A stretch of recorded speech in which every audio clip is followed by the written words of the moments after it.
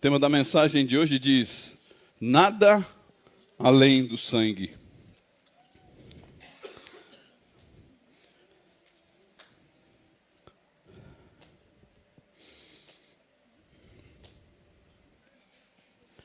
Sempre que eu vou pregar,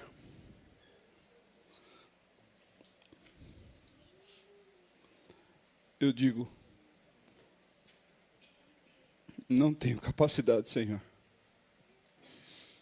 Se o teu Santo Espírito não falar nesta noite, este povo vai sair daqui sem ser alimentado.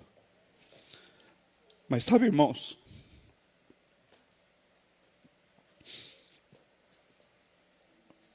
especialmente nesta mensagem, eu falei: Senhor, tem misericórdia da minha vida.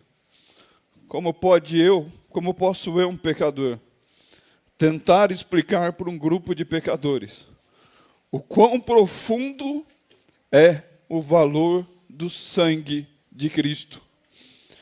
E eu confesso que não consegui terminar a mensagem, porque quanto mais eu lia, mais abrangência me trazia na visão e escrevendo. E se eu fosse pregar, irmão, sem demagogia, talvez 2, 3, 4 horas para poder tentar explicar um pouco daquilo que verdadeiramente representa o sangue de Cristo.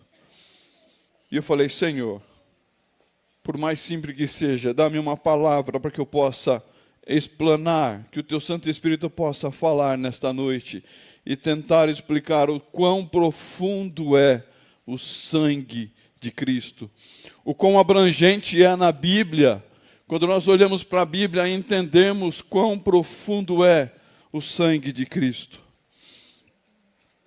E eu creio que é o Senhor quem vos fala nesta noite, que você possa estar com o seu coração aberto, para que você possa olhar para a sua vida e dizer o quanto o sangue de Cristo tem impactado a sua vida.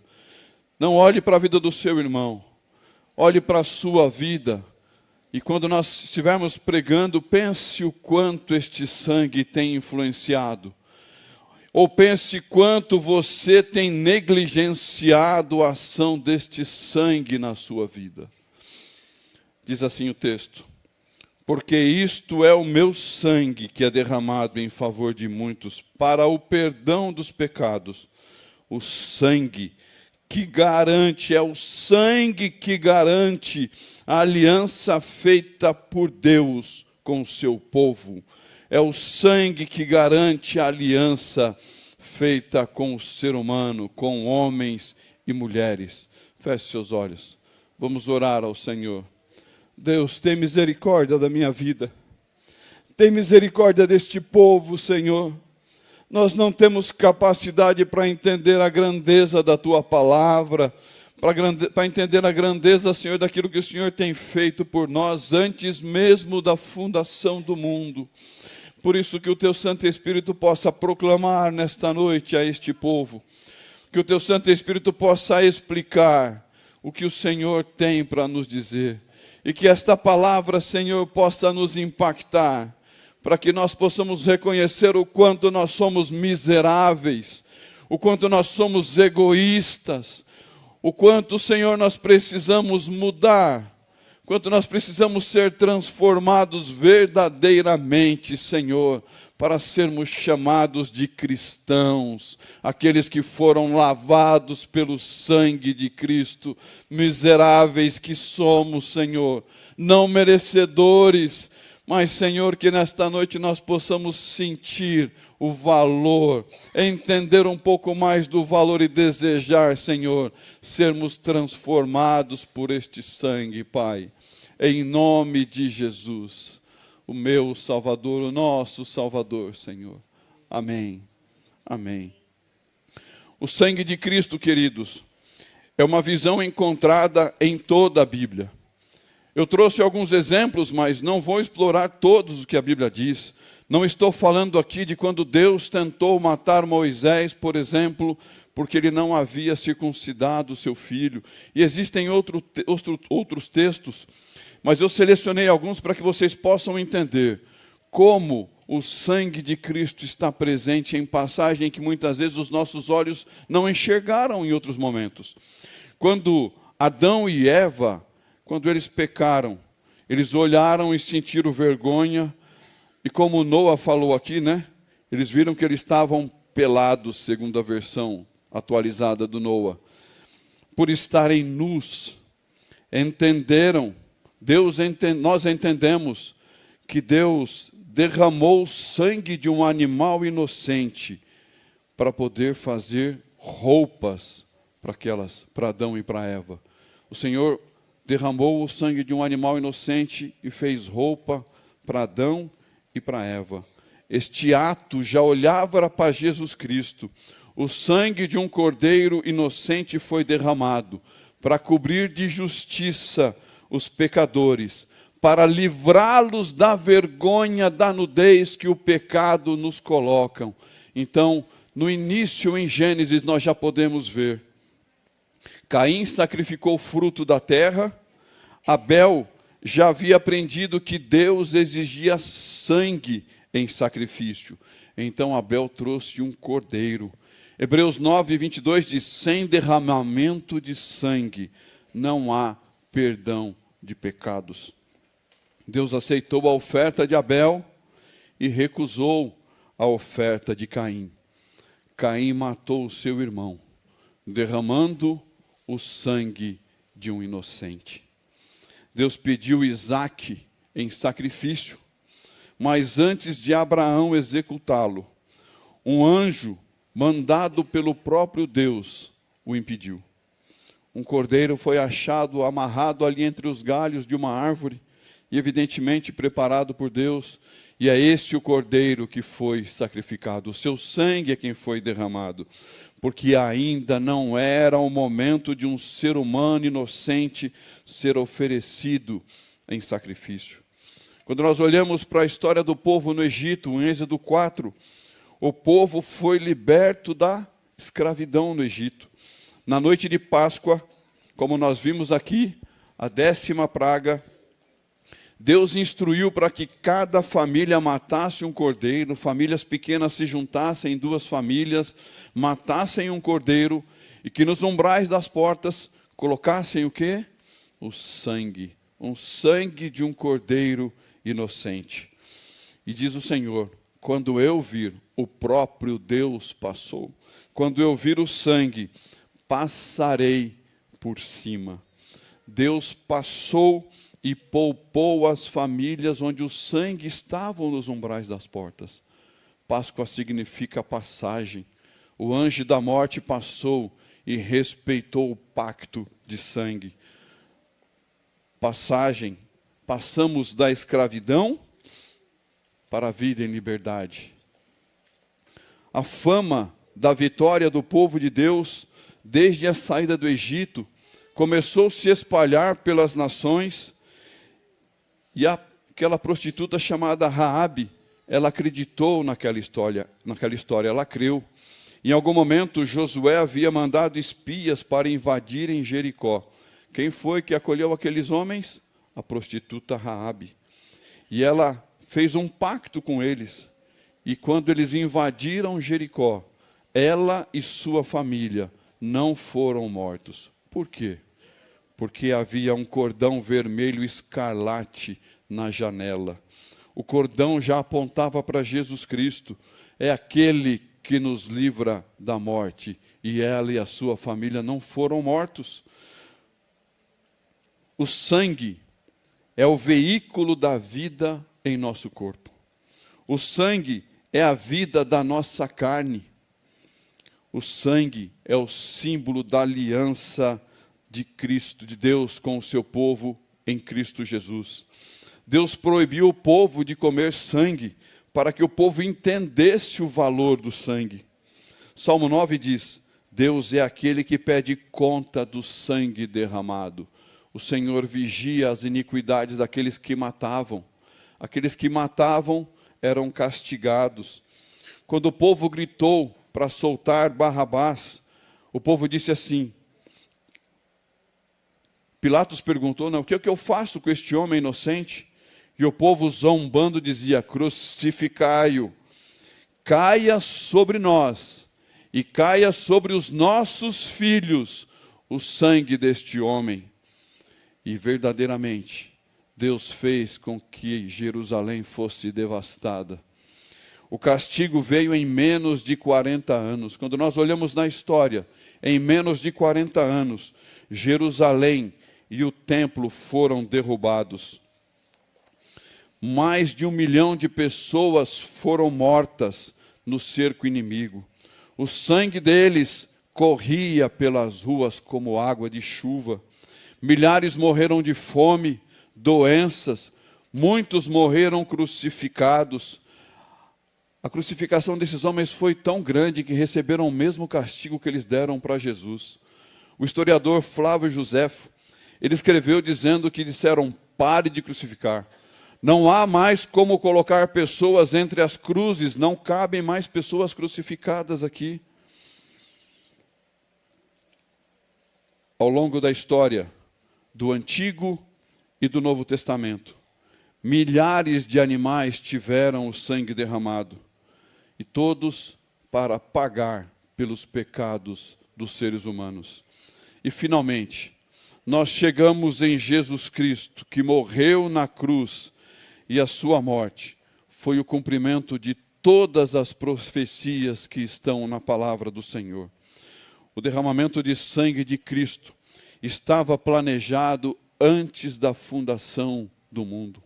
Apocalipse 13:8 diz: o povo que adorou a besta, porque não teve o seu nome escrito no livro da vida antes da fundação do mundo. Há poder no sangue de Cristo. E qual é o poder que há no sangue de Cristo? Quais são os benefícios que o sangue de Cristo traz para aqueles que creem, que reconhecem Cristo como seu Salvador? O sangue de Cristo, ele nos garante a expiação dos nossos pecados. Mas o que quer dizer expiação? A palavra hebraica expiação, ela tem o sentido de cobrir, apagar, tornar não visível, tirar diante dos olhos, algo que nós passamos a não ver. O sangue de Cristo cobre para sempre os nossos pecados. Aqueles que se arrependem têm os seus pecados cobertos pelo sangue de Cristo e eles não podem mais ser enxergados por Deus. Hebreus 10:17 diz: eu não me lembrarei mais de nenhum dos seus pecados e das suas iniquidades. Como a nudez do corpo de Adão e Eva foram escondidos pela roupa feita pela morte de um cordeiro inocente, os nossos pecados estão escondidos dos olhos de Deus pelo sacrifício, pelo sangue de Cristo que foi derramado na cruz. O sangue de Cristo é o único. O sangue de Cristo é o único que pode esconder os nossos pecados da onisciência de Deus. Você tem noção disso que eu estou falando? Deus é onisciente, Deus é onipresente, mas o sangue de Cristo ele é tão poderoso que ele atinge a onisciência de Deus. Deus não se lembra, o Deus que é onisciente, ele não se lembra mais dos nossos pecados. O Deus que tem a mente infinita não consegue olhar para as nossas vidas e se lembrar dos seus erros, de tudo aquilo que você fez de errado, porque o sangue de Cristo tira a onisciência de Deus de olhar para as nossas vidas e enxergar os nossos pecados. Expiação é a restauração das duas partes que estavam separadas. Deus estava separado do homem por causa do pecado. E Jesus Cristo, com seu sangue, restaurou este relacionamento. O sangue de Cristo nos garante também a propiciação. Deus se tornou propício. Deus se tornou favorável. A Arca da Aliança, ela tinha uma tampa que era feita de ouro puro. Essa tampa se chamava propiciatório. Era a tampa que escondia às vistas a tábua da lei, aquela que o homem quebrou E estas tábuas clamavam por vingança. E essa tábua era fechada, não deixava, porque essa tampa tampava a visão das tábuas. O miserável cobrador de impostos, que depois de se humilhar diante do Senhor, que clamava de longe, que não tinha coragem de levantar a sua cabeça, o seu rosto ao céu, ele batia no peito e dizia: ó Deus, sê propício a mim. Ah, Deus, sou pecador, sê propício a mim. Ó Deus, tem misericórdia de mim. A propiciação é a misericórdia de Deus. O sangue de Cristo tem o poder de apaziguar a ira de Deus para cada um de nós. O sangue de Cristo derramado em nosso favor acalma o coração de Deus. O sangue de Cristo desperta em Deus a sua misericórdia para as nossas vidas. Este é o sangue de Cristo. Traz a misericórdia do Deus irado, aquele Deus que não suporta, que não negocia com o pecado. Mas quando nós nos arrependemos, quando nós clamamos pelo sangue de Cristo, a misericórdia de Deus é juntamente derramada sobre as nossas vidas. O sangue de Cristo nos garante a reconciliação com Deus. Romanos 5,10 diz: nós éramos inimigos de Deus, mas Ele nos tornou seus amigos por meio da morte do seu Filho. De inimigo, o sangue de Cristo nos torna amigos de Deus. O sangue do Filho de Deus removeu a parede chamada pecado. Do lado de cá estávamos nós. Entre nós e Deus havia uma parede enorme, infinita, chamada pecado. E quando o sangue de Cristo foi derramado, essa parede foi derrubada. O sangue de Cristo clamou diante de Deus, pedindo a restauração do relacionamento. Quando o sangue de Cristo foi derramado, Ele estava dizendo: perdoa, Pai. Restabelece a aliança, que o meu sangue seja o vínculo da aliança com este povo pecador. Não olhe mais para o pecado deste povo, Pai, mas olhe para o meu sacrifício, olhe para o meu sangue que está sendo derramado. O sangue de Cristo nos garante perdão e justificação. Qual a diferença de perdão e justificação? O sumo sacerdote, ele entrava uma vez por ano no Santo do Santo e derramava o sangue de um cordeiro inocente. A oferta de um cordeiro, de um animal derramado, era aquela oferta temporária. Sabe aquele remédio que você toma para passar a febre, mas não cura a doença? Assim era a morte do cordeiro. E era por isso que toda hora você tem que tomar de 8 em 8 horas este remédio, porque a febre volta. Este era o cordeiro.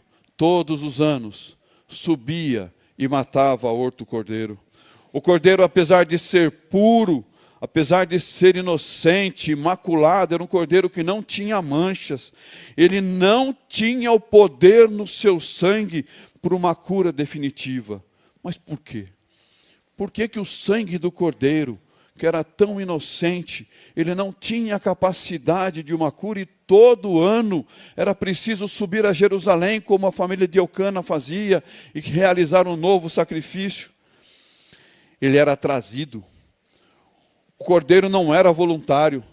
O cordeiro não se apresentava diante do altar e dizia: eu vim aqui me sacrificar. Mas ele era separado e trazido. O cordeiro, ele não tinha consciência do propósito por que o seu sangue era derramado. Ele era morto sem saber por que ele morria. O sacrifício tinha um efeito temporário por isso, e se repetia todo ano. O sacrifício de um animal, ele não limpava a consciência do ser humano, porque aquele animal havia morrido sem ter a consciência da sua morte. Não sabia por que estava morrendo. Como ele poderia limpar a nossa consciência? Hebreus 9 diz: muito mais o sangue de Cristo, que pelo Espírito eterno a si mesmo ofereceu sem mácula a Deus, purificará a nossa consciência de obras mortas para servirmos ao Deus vivo.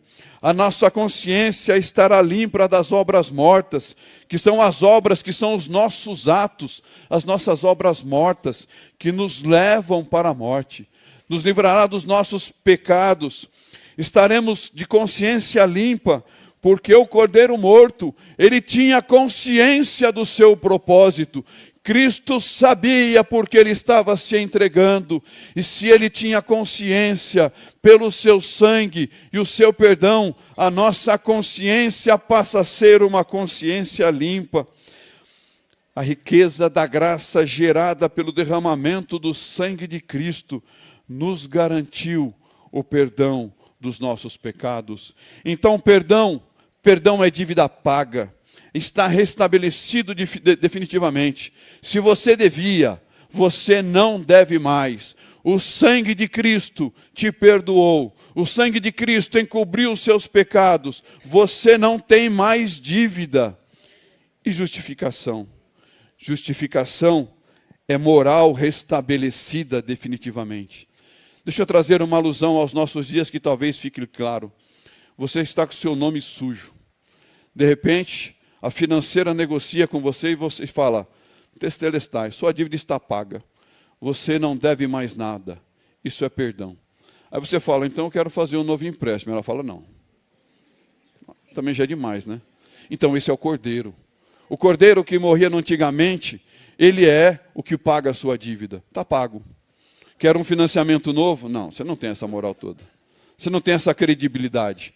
Mas quando nós somos justificados, o nosso nome está limpo, nós estamos como estávamos antigamente, como estávamos no paraíso, com a honra e a consciência limpa. Trazendo para essa realidade, se você quer um empréstimo novo, ele diria: claro, quanto você quer emprestado? Seu nome está limpo, foi restabelecido. Isso é justificação. O seu histórico foi apagado. O do Cordeiro não apagava. Agora, a justificação em Cristo, não há histórico negativo. Você tem o seu nome limpo, a sua consciência limpa, tudo foi restabelecido. Mas é somente o Cordeiro de Cristo, somente o sangue de Cristo que nos justifica. O sangue de Cristo nos garante remissão e nos garante redenção. Remissão é fazer uma remessa. No dia da expiação anual em Israel, o povo se reunia numa cerimônia, eles pegavam um bode, colocavam o bode ali, e ali a cerimônia dizia que todos os pecados daqueles homens de toda Israel estavam sendo transferidos para o animal. E esse animal saía do acampamento e era enviado para o deserto. Aquele bode levava sobre si todas as iniquidades. A remissão é: o pecado saiu de cada um de nós e foi entregue ao bode. Foi transferida a remessa. Isaías 53 fala sobre a remissão em Cristo. Verdadeiramente, Ele tomou sobre si os meus pecados, a minha enfermidade, as minhas dores. Cristo fez a remessa. Cristo fez a remissão. Ele tirou os pecados da humanidade, transportou os pecados para a sua vida. E Ele levou os nossos pecados e foram encobertos pelo seu sangue. A remissão pelo sangue de Cristo nos garantiu que os nossos pecados foram tirados de nós e levados para longe. Não temos mais. A remissão nos garantiu a redenção. E o que é a redenção? Cristo vai até Satanás e diz: estas vidas não te pertencem mais. Eu estou resgatando. Redenção é resgate.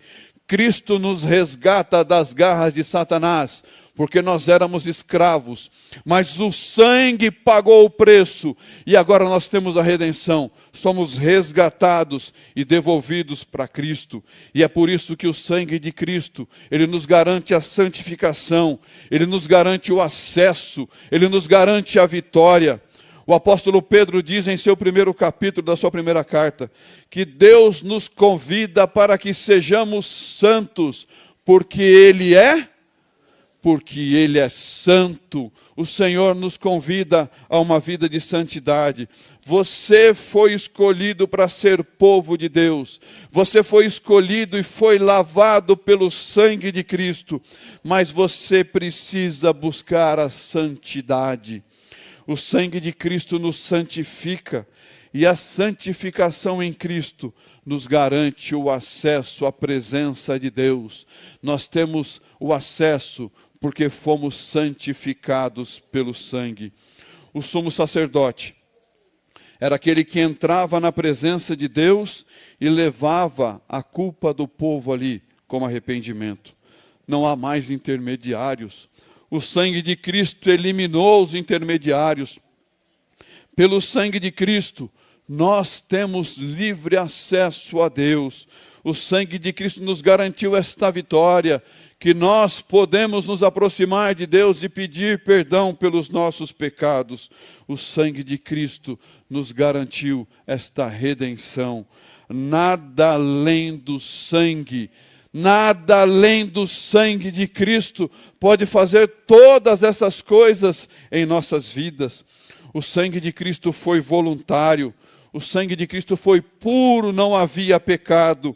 E nada além do sangue de Cristo pode nos livrar da morte eterna. Subir escadas e pagar penitência, dar os seus bens, viver no mosteiro, numa vida isolada, nada disso nos garante a santificação. O sangue de Cristo cumpriu os seus propósitos, e nos seus propósitos que foi estabelecido por Deus, que está na sua palavra, Ele foi totalmente fiel e totalmente suficiente. Nada além do sangue de Cristo pode restabelecer a nossa aliança com Deus, mas há coisas que o sangue não pode fazer. O sangue não pode fazer tudo. Vamos voltar com o anjo da morte passando no Egito. O texto diz que aqueles que colocaram sangue nos umbrais, o anjo da morte passou e nada aconteceu. Para se livrar então da morte, da 10ª praga, o sangue da expiação foi suficiente. E o sangue de Cristo para nos livrar da morte, dos nossos pecados, ele sempre será suficiente. O sangue, então, nos garante a vida eterna. O sangue nos garante a aproximação com Deus. O sangue nos garante o perdão dos nossos pecados. Mas o sangue para este povo que foi liberto não garantiu a entrada em Canaã. O sangue não garantiu que eles estariam, lhe garantiu a vida, mas não garantiu a entrada em Canaã, porque esta não é a função do sangue. O sangue não dispensa a nossa fé. O sangue nos salva, nos justifica, mas o sangue não dispensa que nós tenhamos que buscar a fé. O sangue não dispensa a obediência. O sangue não substitui a busca. O sangue não substitui a disciplina. O sangue não substitui a vida do corpo em Cristo. Somos libertos pela pena judicial do pecado do sangue. Está consumado, está perdoado. Mas o sangue não nos garante o livramento da tentação do pecado. Mesmo sendo libertos, lavados pelo sangue, nós continuaremos sendo tentados, porque esta não é a função do sangue. Redenção, mas Satanás continua ao nosso derredor. O sangue não substitui o óleo. Permanece a necessidade de uma vida cheia de unção. Precisamos dobrar o nosso joelho e orar ao Senhor, porque o sangue não exclui a comunhão com Deus. Foi o sangue que tornou Cristo a água da vida, mas o sangue não substitui a necessidade de nos alimentarmos desta água da vida para que não tenhamos sede. Nada além do sangue pode nos reconciliar com Deus, mas nós precisamos do pão, nós precisamos do óleo, nós precisamos da fé, nós precisamos da água, nós precisamos da busca de uma vida em santidade. O quanto você foi lavado por este sangue, o quanto você tem clamado por este sangue, o quanto você está se detendo somente na ação do sangue, o quanto você tem dobrado e buscado uma santificação, crendo que você foi lavado por este sangue. Não nos adianta, queridos, reconhecermos todo o poder e autoridade, toda a influência, toda a unção que nós temos por esta ação do sangue de Cristo, se nós não buscarmos uma vida verdadeiramente de santidade. Ela nos garante a vida, mas nós continuamos neste mundo, nós seremos tentados, nós temos Canaã para alcançar, e nós só alcançaremos Canaã, segundo as palavras de Moisés: se o Senhor não for conosco, nós não sairemos daqui, Senhor. Você tem que buscar a presença de Deus, lavados pelo sangue de Cristo. Busque a presença de Deus na sua vida.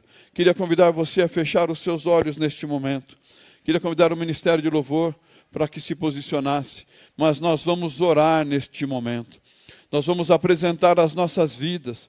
E eu gostaria que você refletisse sobre esta palavra. O quanto você entende do poder do sangue de Cristo sobre a sua vida. E o quanto longe você está de verdadeiramente fazer mais pelo Senhor. Você foi lavado pelo sangue. Você está pronto para sair do Egito. Mas você verdadeiramente tem buscado óleo, tem buscado a água, tem buscado o pão, tem buscado a disciplina e obediência na presença do Senhor. Fale com o Senhor neste momento, o quanto este sangue tem verdadeiramente santificado a sua vida.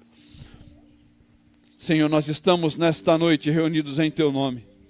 Senhor, nós não conseguimos entender o quão profundo, Senhor, é o sangue de Cristo derramado na cruz. Mas, Senhor, no pouco que nós entendemos, nós sabemos que nós estamos distantes, Senhor, que nós temos uma vida egoísta, que nós não nos perdoamos, Senhor, que nós vivemos, Senhor, em família cristã, mas verdadeiramente, Senhor, estamos longe, Senhor, longe de uma vida santa conforme o Senhor deseja. Estamos longe de Te servir como o Senhor deseja. Estamos longe de dedicar o nosso tempo a Ti como o Senhor deseja. Nós fomos lavados pelo sangue, Senhor, mas precisamos do Teu óleo sobre as nossas vidas. Ensina o Teu povo a dobrar os joelhos, Senhor, e clamar para que o óleo da unção seja derramado sobre nós. Nós queremos o pão de cada dia que o Senhor nos dá. Ensina-nos, Senhor, a buscar a Tua presença todos os dias. Ó Senhor, que nós possamos viver a experiência verdadeira do batismo todos os dias, Senhor. Que todos os dias nós possamos, Senhor, nos lembrar da água do batismo e nos arrependermos, Senhor, dos nossos pecados. Ó Senhor, ensina este povo a enxergar, Senhor, o que o Senhor quer de cada um de nós. Para a Tua honra, Senhor, e para a Tua glória, em nome de Jesus. Amém, Senhor. Amém.